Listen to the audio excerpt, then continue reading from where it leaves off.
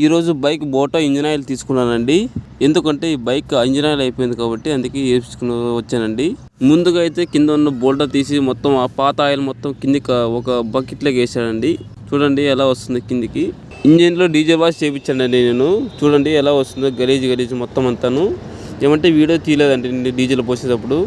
అంటే చూడండి ఎలా గలీజ్ వస్తుందో. మీరు కూడా చేయించండి ఎప్పుడో ఒకసారి 6 monthsకి ఒకసారి చేయించండి ఖచ్చితంగా అండి. చూడండి మొత్తం దాన్ని ఉన్న చూడండి ఎలా వస్తుందో చూడండి. ఆవిరి దానిలో ఉన్న దుమ్ము దుష్టు అంతా ఎలా వస్తుందో చూడండి.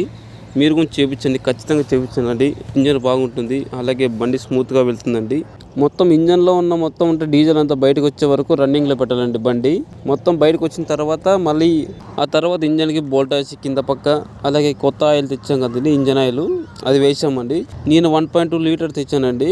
500 పడిందండి ఇది. అలాగే చైన్కి ఆయిల్ వేయించానండి. చైన్కి అండ్ బ్రేక్ బిరుగు చేయించానండి.